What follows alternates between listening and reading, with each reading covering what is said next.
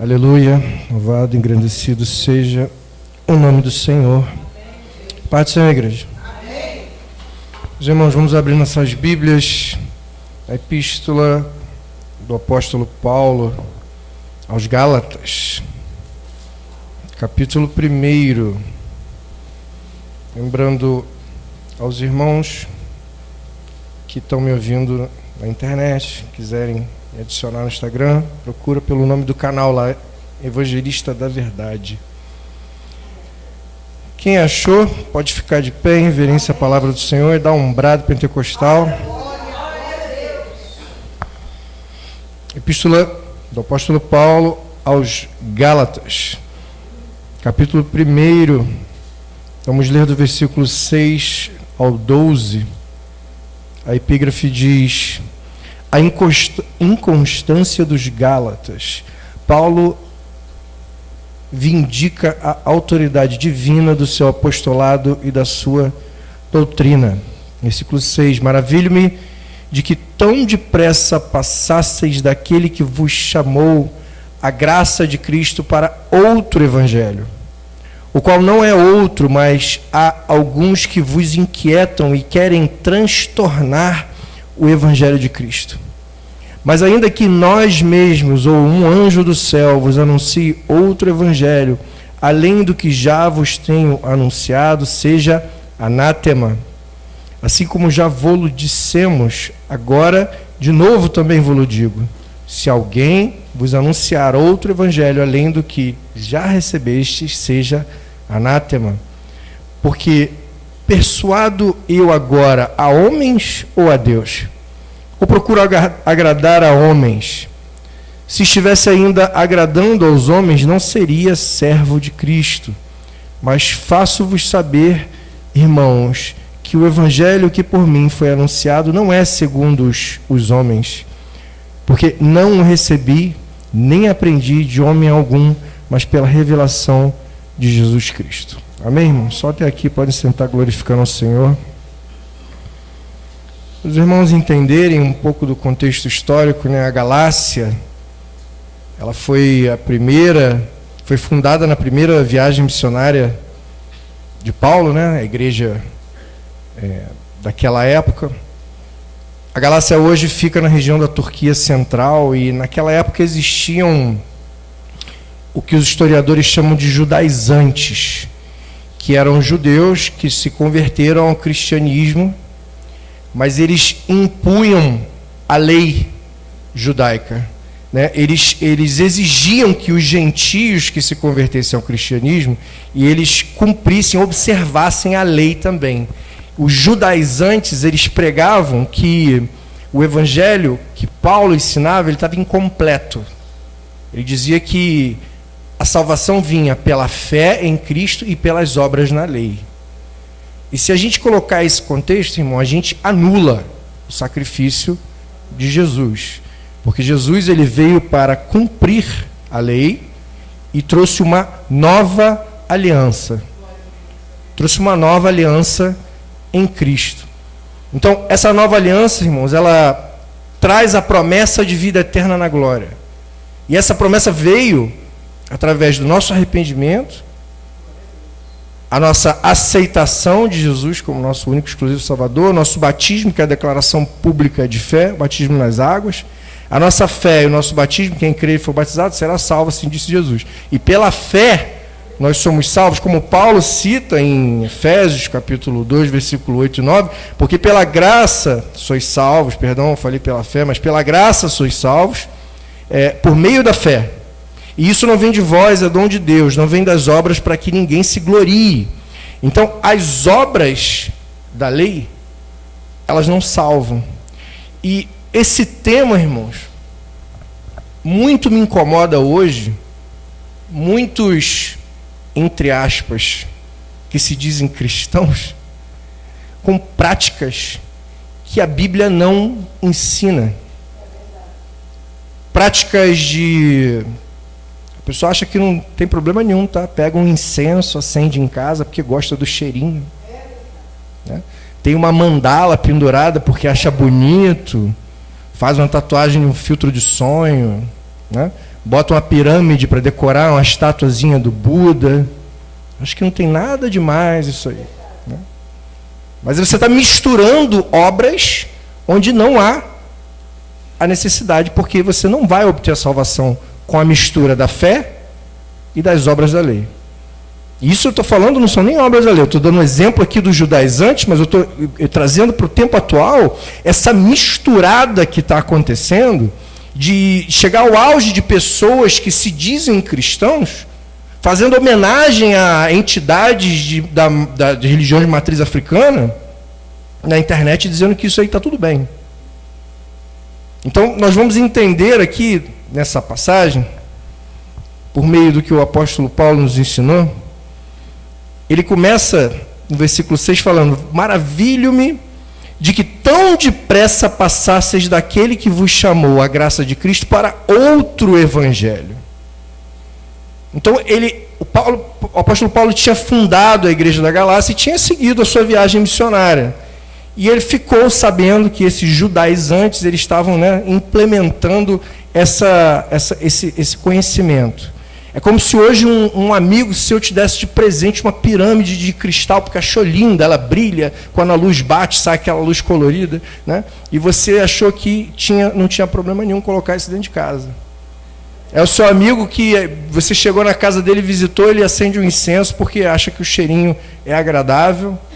É o seu amigo que acha que todas as outras religiões levam a Deus, porque seguem o ecumenismo da famosa era de Aquário, que disseram que a gente entrou no século XXI. Tem outros que dizem que vai ser no século XXVI, outros dizem que vai ser no século XXI. Ninguém sabe quando que é, na verdade, essa era de Aquário. Mas alguns falam que a gente entrou na era de Aquário. Essa era, ela prega o ecumenismo, que é todas as religiões levam a Deus. Mas não é isso que a Bíblia diz. Então, quando Paulo fala outro evangelho, ele está usando aqui uma palavra em grego. Engraçado porque em português a gente usa outro para coisas do mesmo tipo ou coisas de tipo diferente, né? Você pode pedir, por exemplo, se eu te der uma laranja muito verde, você pode falar, me dá outra, eu te dou uma amarela. Mas se você não quiser uma laranja, você quiser outra fruta, você pode falar, não quero laranja não, me dá outra fruta. Aí eu pego uma maçã. Você está usando a mesma palavra, mas em grego ele tem duas palavras. E aqui Paulo usa uma palavra que é heteron, que significa de outro tipo ou de natureza diferente. Ele está falando, o evangelho aqui não é o allos, que seria outro do mesmo tipo. Não é uma outra pregação que leva à salvação, não é outra pregação do mesmo evangelho que Jesus trouxe. É uma coisa de natureza completamente diferente. Porque tudo que desvia do sacrifício da cruz, Paulo vem dizer aqui mais à frente que seja anátema, que é maldito, né? Então nós podemos ver o que Paulo está querendo dizer com outra natureza, né? Outro tipo de natureza diferente. Ele está dizendo que é totalmente oposto àquilo que é o verdadeiro evangelho. Eu vou dar duas confirmações para os irmãos. Primeiro, o apóstolo João, no evangelho que ele escreveu no capítulo 14, versículo 6, disse-lhe Jesus: eu sou o caminho e a verdade e a vida. Ninguém vem ao Pai senão por mim. Isso é uma afirmação de Jesus que mais à frente Paulo confirma na primeira epístola a Timóteo, capítulo 2, versículo 5, onde ele diz que porque há um só Deus e um só mediador entre Deus e os homens, Jesus Cristo, homem. Então a confirmação de que Jesus diz que ele é o único caminho, a única verdade, a única vida, e ninguém vai ao Pai senão por ele, é confirmado na Bíblia mais à frente por Paulo. Só há um Deus, diferente do que as outras religiões, né, pregam. Só há uma maneira de chegar até Deus, que é através de Jesus. Foi o único que se fez carne e morreu por nós para a remissão dos nossos pecados. E versículo 7, o qual não é outro Mas há alguns que vos inquietam e querem transtornar o evangelho. Transtornar aqui seria metastrefo, que é inverter, perverter, transformar completamente, distorcer intencionalmente com engano. Eles querem distorcer a palavra da cruz. Porque a palavra da cruz, irmãos, ela quer renúncia. Ela requer arrependimento. Ela requer mudança. Ela requer uma conversão real. A palavra da cruz, ela veio para te dar a salvação, mas ela requer algo em troca. Essa salvação, ela não é simplesmente porque você vai adquirir hábitos que outras religiões dizem que você vai chegar, né, a Deus, quando você não chegará claramente, está descrito na Bíblia isso. Versículo 8, mas ainda que nós mesmos, ou um anjo do céu vos anuncie outro evangelho, além do que já vos tenho anunciado, seja anátema. Então, Paulo, quando ele fala nós mesmos, ele está falando sobre os apóstolos, porque os próprios judaizantes, além de que eles diziam que o evangelho de Paulo era incompleto, eles duvidavam da autoridade apostólica de Paulo, né? Eu já disse aqui para os irmãos que uma pessoa se autodenominar apóstolo hoje é a maior heresia de todos os tempos. E eu provo isso na Bíblia, não é palavra minha. Existe um requisito para ser apóstolo. Atos capítulo 1, versículos 21 e 22, na eleição do substituto de Judas Iscariotes, os apóstolos se reuniram e eles tinham que escolher alguém para votar dentre tantos discípulos, né? Que os irmãos não se confundam com discípulo e apóstolo. Jesus tinha inúmeros discípulos, muitos, mandou 70 discípulos numa missão. Mas apóstolos eram 12, que era uma intimidade maior, uma aproximação maior, né? Um comprometimento muito diferenciado, um chamado que Jesus escolheu eles como apóstolos, né? Então, um se matou, né? Judas Iscariotes, como os irmãos sabem. Os apóstolos se reuniram e falaram, é necessário que hajam 12, vamos eleger. Então eles falaram qual era o requisito, quem é que a gente vai escolher aqui? Tem 40 pessoas, 40 discípulos. Atos, capítulo 1, versículo 21 e 22, perdão. É necessário que dos varões que convivem conosco, dos discípulos, né? Dos varões que convivem conosco, todo o tempo em que o Senhor, conviveram conosco, todo o tempo em que o Senhor Jesus entrou e saiu dentre nós, começando desde o batismo de João até o dia que dentre nós foi recebido em cima. Um deles se faça conosco testemunha da sua ressurreição. Eles acabaram elegendo Matias, mas o requisito para ser apóstolo era ter acompanhado Jesus do batismo à ressurreição. Uma pessoa hoje chegar e falar para você que eu sou apóstolo fulano, pelo amor de Deus, irmão, isso está na Bíblia, é o requisito. Você viveu nessa época? Você viu Jesus ser batizado? Senhor, está vivo ainda? É o quê? Vampiro? Imortal?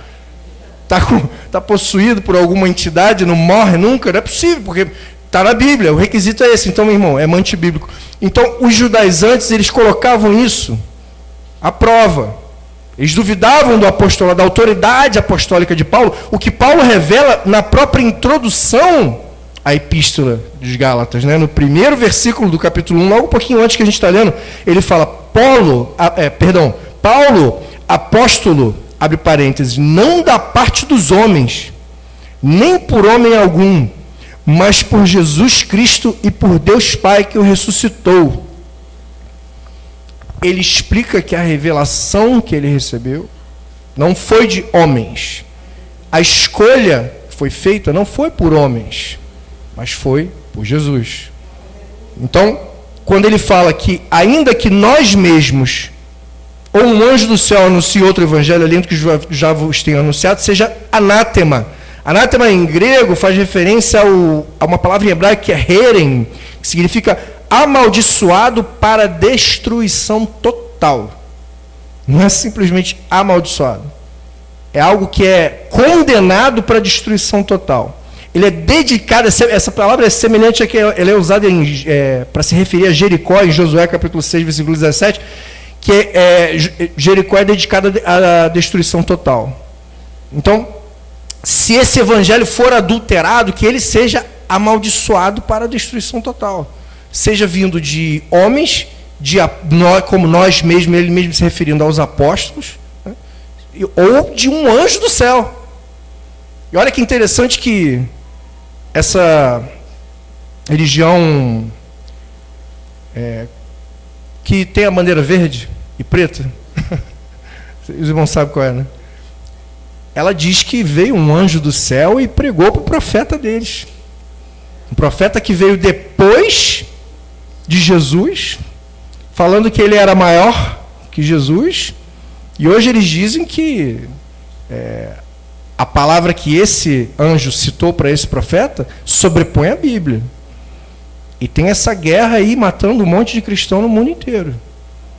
Então, assim, até a Bíblia já nos alertava sobre isso e falava mais ainda que nós mesmos. Ou um anjo do céu vos anuncie outro evangelho que não seja esse, seja maldito. Versículo 9, assim como já vos tenho dito, assim como já vos dissemos, agora de novo também vos digo, se alguém vos anunciar outro evangelho além do que já recebesse, seja anátema. Por quê? Persuado eu agora homens ou a Deus? Então, irmão, o que Paulo está querendo dizer? Eu não vim para agradar homens, eu vim para agradar a Deus. Eu não agrado a Deus se eu deturpar o evangelho. Eu não agrado a Deus se eu ver você fazendo algo que não está na Bíblia e não te alertar. Eu agrado a Deus se eu alertar. E é o que eu estou fazendo aqui.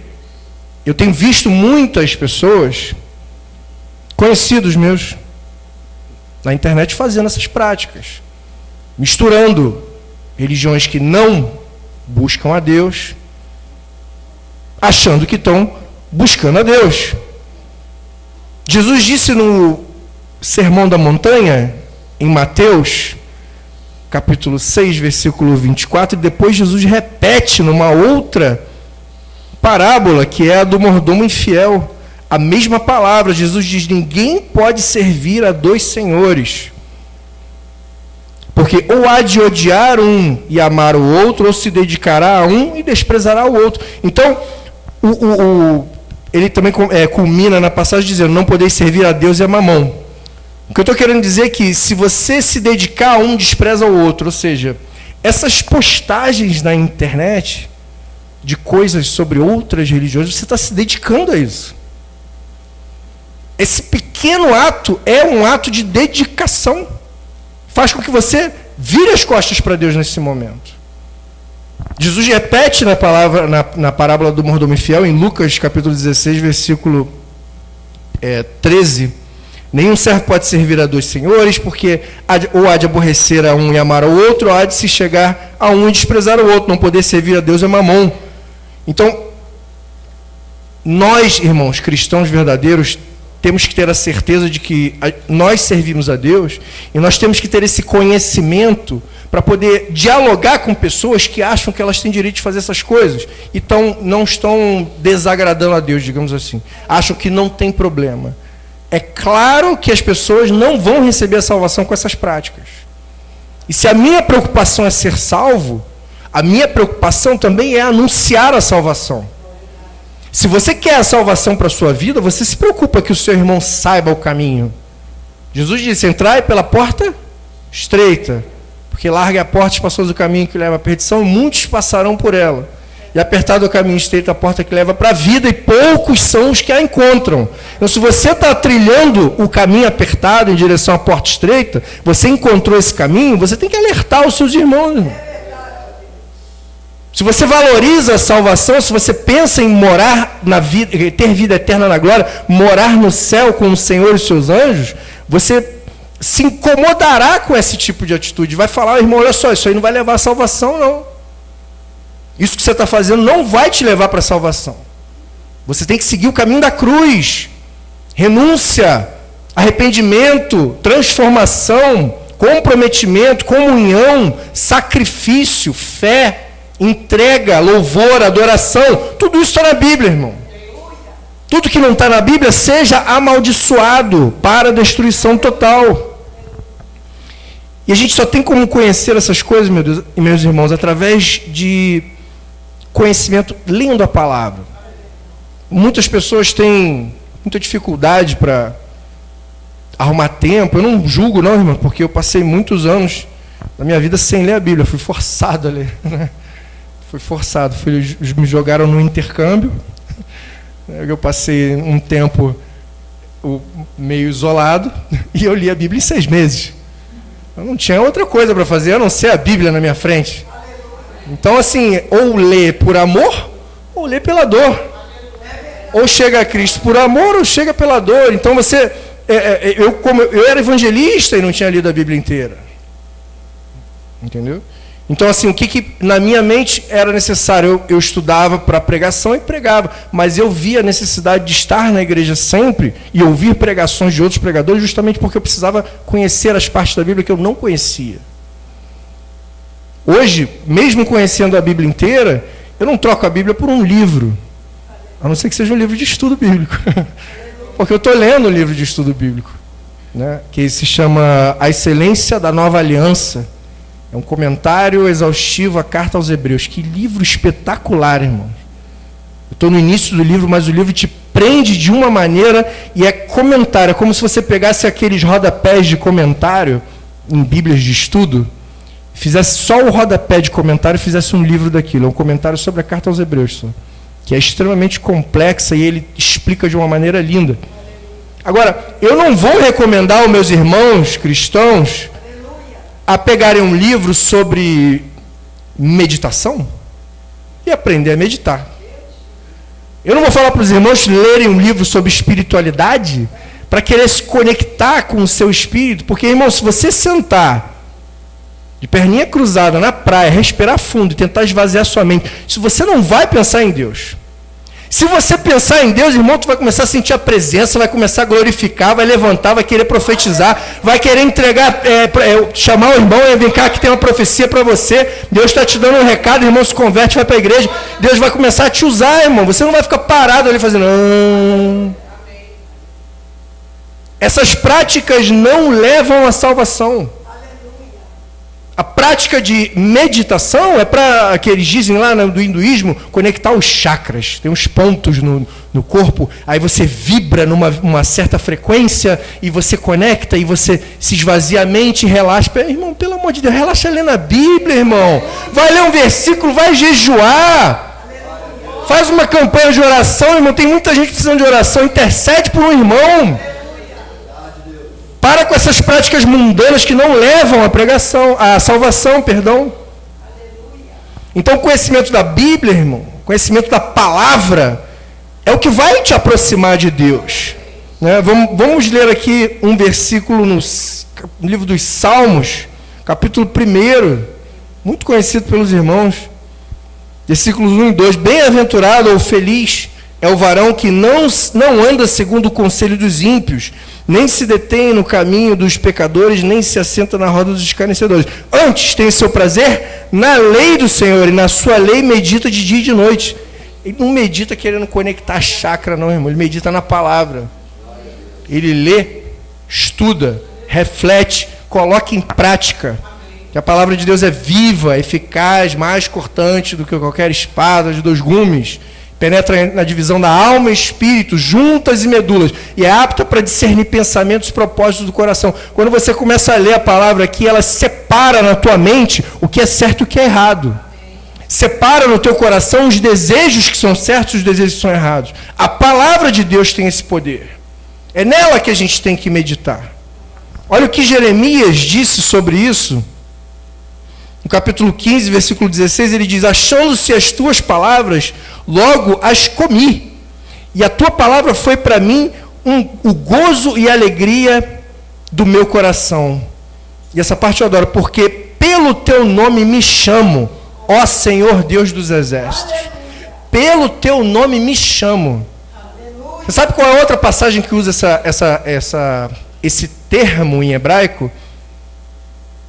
O meu povo, que se chama pelo meu nome, se o meu povo que se chama pelo meu nome se humilhar e orar e buscar a minha face e se converter dos seus maus caminhos, então eu ouvirei dos céus, perdoarei os seus pecados e sararei a sua terra. 2 Crônicas 7,14. Esse que se chama pelo meu nome também pode ser traduzido em hebraico para ser conhecido por, ser famoso por. Aí eu vou te perguntar, você é conhecido por ser cristão? Você é famoso por vir à igreja? Você é conhecido por ler a Bíblia? Você é famoso por louvar no carro, em casa, no trabalho? Porque isso aqui, ó, porque pelo teu nome me chamo, significa pelo teu nome eu sou conhecido. É o que Jeremias está falando. E o povo que é conhecido pelo nome de Deus, ele ajoelha, né? Se humilhar, é ajoelhar. Ele ora.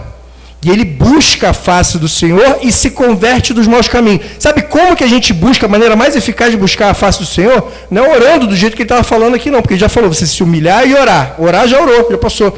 E buscar a sua face e se converter dos maus caminhos. Você busca a face do Senhor, meu irmão, através do conhecimento da palavra. Quanto mais conhecimento da palavra você tem, mais você vai se converter dos seus maus caminhos. O Salmo 119, que é um salmo lindo, que a própria Epígrafe diz, a excelência da lei do Senhor e a felicidade daquele que a observa.